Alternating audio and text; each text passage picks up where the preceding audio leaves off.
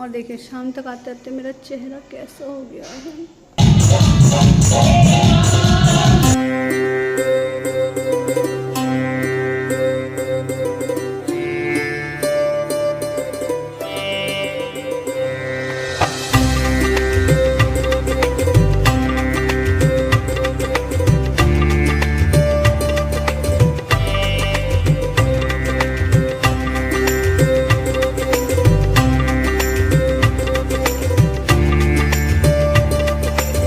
जब भी कोई फेस्टिवल स्टार्ट होता है तो उससे पहले ही दिन ही मैं अपनी सारी तैयारियां ख़त्म कर लेती हूं। जो भी मुझे सामान की ज़रूरत होती है सब एक जगह इकट्ठा कर लेती हूं और इससे न सिर्फ मैं अपने त्यौहार को एंजॉय करती हूं बल्कि जी भर के तैयार भी होती हूं।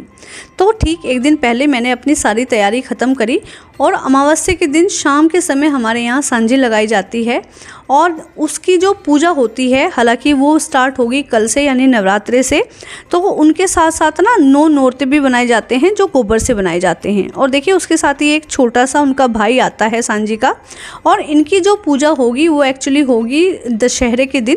तो इस तरीके से ये जो नवरात्रि का त्यौहार है मेरे यहाँ पूरे 10 दिन तक सेलिब्रेट होता है और हम इसे खूब इंजॉय करते हैं।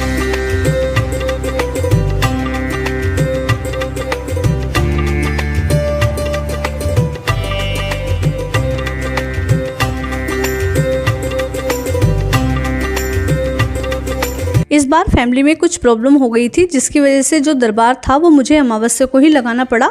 हालांकि पहले मैं 2-3 दिन पहले लगा लेती हूँ क्योंकि कई बार ऐसा होता है कि लास्ट मोमेंट पे कुछ चेंज भी करना पड़ता रहता है। तो जो चावल को रंगीन करने का मेरा प्रोसेस होता है ये मैंने किया था नवरात्रि की सुबह। इन्हें रंगीन करना बहुत ज़्यादा आसान है, आपके साथ मैंने वीडियो में ऑलरेडी शेयर कर रखा है।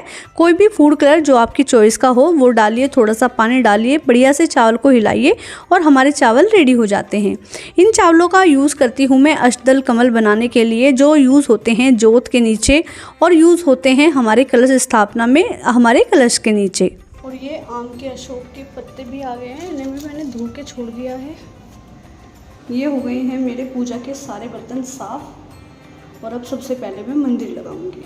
मेरे पास जो पीतल के बर्तन हैं ज़्यादातर वो मैं पूजा में ही यूज़ करती हूँ और इनमें से कुछ तो मेरी माँ ने मुझे दे रखे हैं एज ए गिफ्ट और कुछ मैंने खुद से परचेज़ कर रखे हैं। लेकिन सारे बर्तनों को मैं डेली पूजा में यूज़ नहीं करती हूँ क्योंकि इतने बर्तनों का कोई इस्तेमाल भी नहीं होता है। और आपको मैंने बताया ही था कि मेरे पास जो प्रतिमाएँ हैं, जो फ़ोटो हैं भगवान जी के, वो बहुत ज़्यादा नहीं हैं तो उन्हें भी मैं मंदिर में ही स्थापित कर लेती हूँ। और ये छोटी सी मूर्ति 20 साल पुरानी है जिसे मैं अपनी शादी में लेकर आई थी। ठाकुर जी को और राधा रानी की जो प्रतिमा मेरे पास है उन्हें मैंने वस्त्र उनके धोकर पहना दिए और देखिए उसके साथ जितनी भी मेरे पास माँ की फ़ोटो थी मैंने सबको चुनरी उड़ा दी। और अब जो पूजा की तैयारी थी लगभग मेरी पूरी हो चुकी थी क्योंकि ज़्यादातर चीज़ें मैंने पहले दिन प्रिपेयर करके रख ली थी। ये कर ली है मैंने सारी तैयारी। इधर रात को जौ भिगो के छोड़ दिए थे और देखिए जो जौ ख़राब होते हैं ये ना इस तरीके से ऊपर आ जाते हैं, इस तरीके से, तो ये हटा दूंगी और नीचे नीचे के बोऊंगी। बहुत अच्छे जवारे होते हैं और जवारे बोने के लिए एक मैंने ये पोट ले लिया है सिरेमिक का, इसमें मैंने मिट्टी भर ली है। और देखिए माँ के चरण पूजन की ये तैयारी कर ली है। उसके साथ साथ इधर अखंड जोत भरनी रह गई है बस। और ये कलश स्थापना की सारी चीज़ें रखी हैं, चुनरी है, कलेवा है और दक्षिणा है, नारियल है और ये है मेरी पूजा की थाली। और ये सामान जाएगा स्थापना में कलश के अंदर, आपको पहले से मैंने कई बार बता रखा है। और ये जितनी भी पूजा में चीज़ें लगेंगी वो सब चीज़ें हैं। और ये है माँ का बिडला जिसमें 2 लौंग, 2 सुपारी, 1 सुपारी और 2 इलायची और 1 पान का पत्ता होता है। ये भी जोत अभी भरनी बाकी है। और एक ये जोत और हल्दी कुमकुम, ये चावल और कुमकुम ये बनाए हैं माँ की आगमन के लिए, अभी उन्हें तिलक होगा उसके लिए। इधर ये 5 फल हैं माँ के लिए और इधर माँ का जोड़ा है, माँ की साड़ी है, उसकी चूड़ियाँ हैं और ये वो सारा सामान है जो मुझे पूजा में चाहिए होगा। ये कलश है और इसमें मैंने पंचमेवा भी मिला के रख लिया है। थोड़ा थोड़ा मिलाती रहूँगी, थोड़ा चींटियों का डर रहता है। और ये है सामग्री, इसको भी मैं थोड़ा थोड़ा ही निकालती हूँ तो इन्हें भी मैं अभी पैक करके रखूँगी, जब ज़रूरत पड़ेगी तब निकालूँगी। और अब करते हैं माँ के आगमन की तैयारी।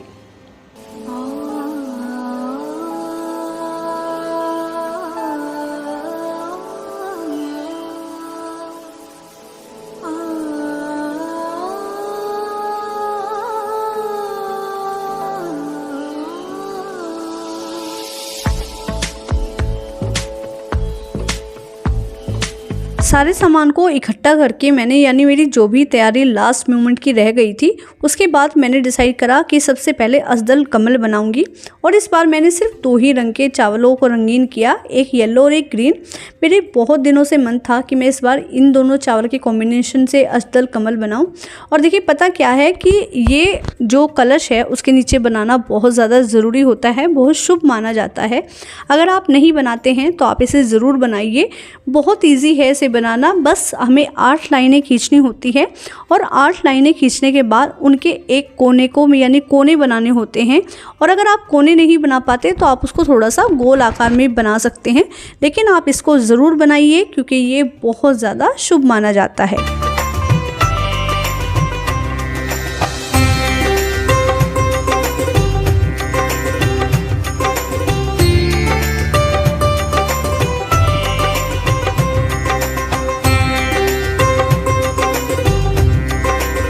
हमारे यहाँ ज्वारे कभी भी बो सकते हैं, यानी आप स्थापना से पहले भी बो सकते हैं और बाद में भी बो सकते हैं।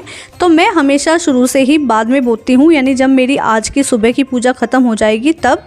और देखिए कलश हमारे यहाँ दोनों चलते हैं, मैं मिट्टी का भी यूज़ करती हूँ और पीतल का भी, लेकिन पिछले कई सालों से मैं पीतल का ही यूज़ कर रही हूँ।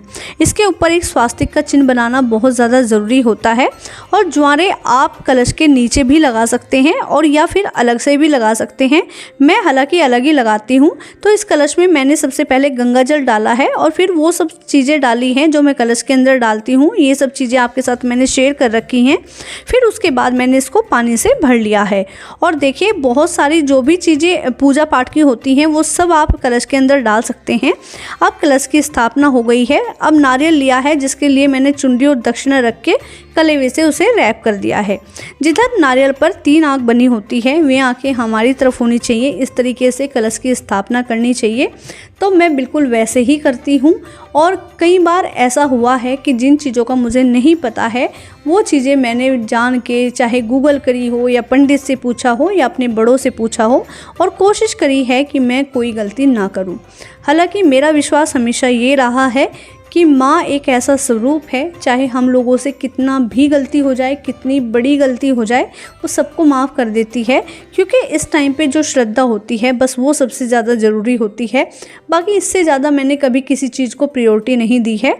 और देखिए अब माँ की जोत जगाने से पहले मैं माँ के आगमन की तैयारी करती हूँ। तो हाथों से अपने मैं उनके पद चिन्ह बनाती हूँ और उसका पूजन करती हूँ। कहते हैं नवरात्रों में माँ शेर की सवारी करती है और हम सबके घरों में आती है और आशीर्वाद देती है। तो हम अपने अपने तरीके से माँ को मनाने की कोशिश करते हैं। तो देखिए आपके पास अगर रेडीमेड चरण है तो आप वो भी ले सकते हैं, और अगर नहीं है तो मेरी तरह अपने हाथों से बनाइए। क्योंकि मुझे ऐसा लगता है कि जब हम हाथ से बनाते हैं ना तो अंदर से एक एनर्जी जनरेट होती है जो सीधी माँ से कनेक्ट होती है। तो आप ज़रूर बनाइए और ये बहुत ही ज़्यादा शुभ माने जाते हैं।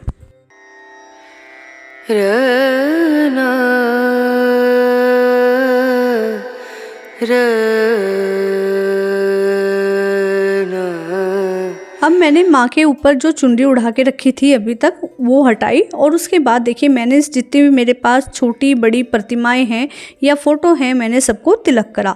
मेरे पास कोई भी ऐसी प्रतिमा नहीं है यानी ब्रास वगैरह की जिसका मैं अच्छे से स्नान वगैरह करा पाऊँ।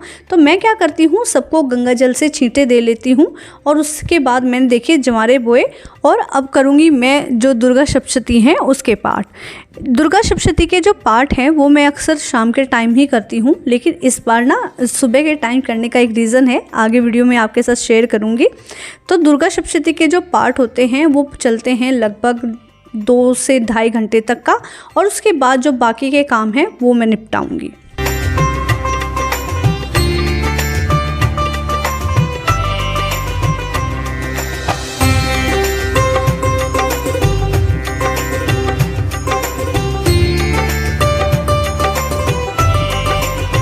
पाठ करने के बाद मैंने हवन करा, और हवन तो सुबह और शाम दोनों टाइम होता है।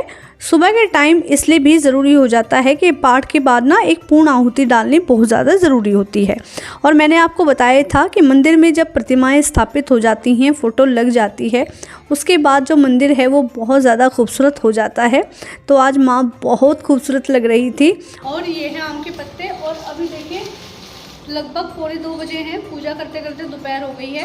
अब बांधूंगी बंदरवाल, क्योंकि अक्की आ गए हैं, उन्हीं के हाथों से बंधवाऊंगी। तो अब बैठ के इनकी बंदरवाल बनाऊंगी। और देखिए, पूजा ख़त्म करने के बाद मैंने घर के थोड़े से काम निपटाए। उसके बाद हम फटाफट तैयार हुए, क्योंकि आज हमारे पड़ोस में कीर्तन है और हम जा रहे हैं कीर्तन में।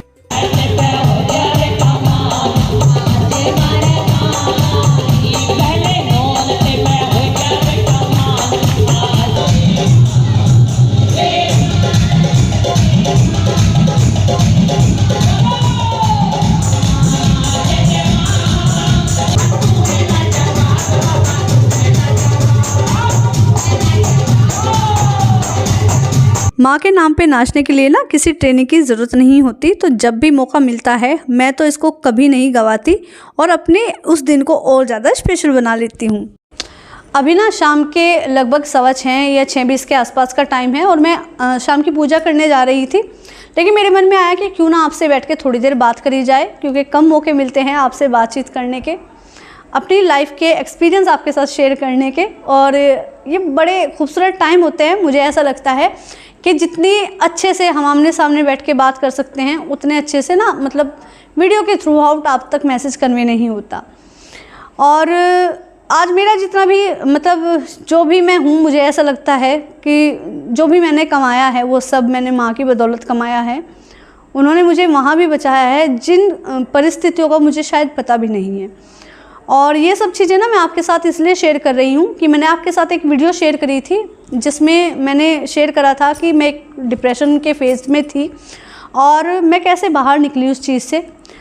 तो क्योंकि वीडियो की जो एक लेंथ होती है, जब वो ज़्यादा हो जाती है तो आप लोग देखते नहीं हो, तो हम लोग इस चीज़ से ना मतलब हमें ये लगता है कि वीडियो को छोटा ही रखें। तो कई बार होता है कि जो मन की बात होती है, जो कई बार मेन पॉइंट होता है, वो हमारे अंदर भी रह जाता है।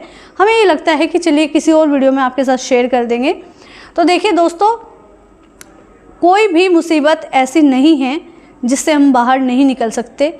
मुझे ऐसा लगता है कि जब आपको लगता है कि सब चीज़ों ने साथ छोड़ दिया है, सब चीज़ें आपके फेवर में नहीं हैं, उस टाइम पे अगर आप ईश्वर के करीब होते हो तो आपको एक सुकून मिलता है। मैं बहुत छोटी थी जिस टाइम से मैं माँ की मतलब भक्ति में हूँ। भक्त तो नहीं कह सकती क्योंकि बहुत छोटा सा हिस्सा हूँ। जो भी मुझे आता है उसके अकॉर्डिंगली मैं कर लेती हूँ। और कई साल से एक छोटा सा सपना था खूबसूरत सा एक मंदिर का, अभी वो पूरा नहीं हुआ है। लेकिन कई बार मतलब हमें ये लगता है कि हमारे पास चीज़ें नहीं हैं तो हम लोग कैसे करें। हम बहुत सारे ऐसे क्रिएटर्स को देखते हैं जिनका बड़ा बड़ा घर होता है, बड़े उनके पास अच्छे अच्छे सामान होते हैं, और अक्सर मैंने देखा है लोग बाग कमेंट्स करते हैं कि हमारे पास भी ऐसा होता तो हम अपने घर को ऐसा रखते। लेकिन ऐसा बिल्कुल नहीं है।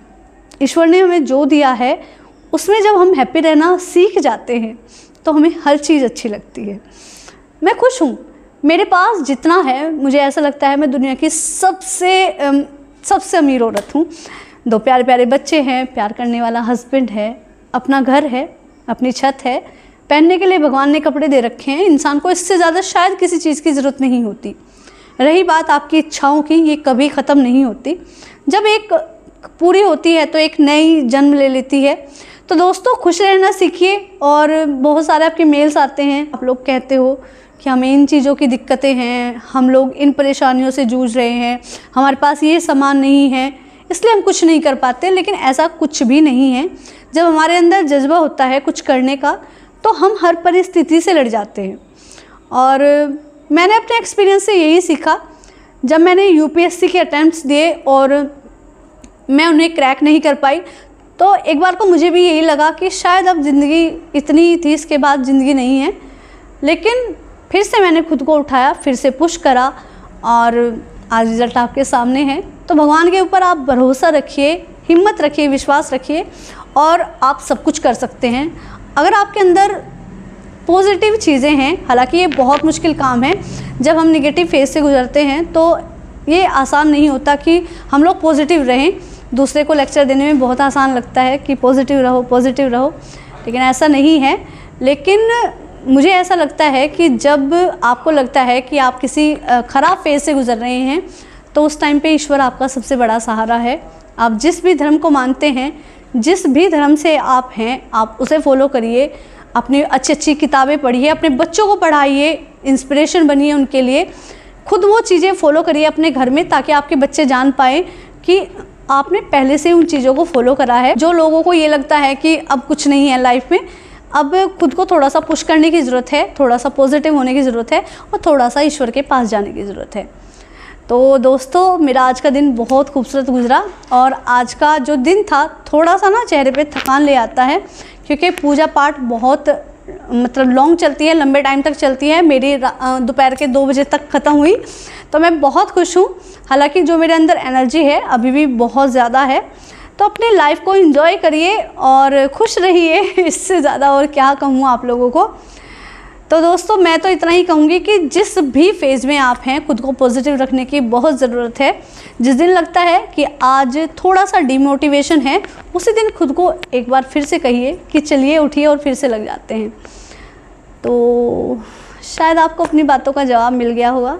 तो दोस्तों, ये था आज का एक नवरात्रि का वीडियो। अगर वीडियो किसी भी रीज़न से पसंद आया है तो लाइक शेयर कमेंट ज़रूर करिएगा। जो दोस्त चैनल पर पहली बार आए हैं प्लीज़ चैनल को सब्सक्राइब कीजिएगा। फिर मिलेंगे एक नई इंटरेस्टिंग वीडियो के साथ। तब तक के लिए okay friends, thank you and bye bye.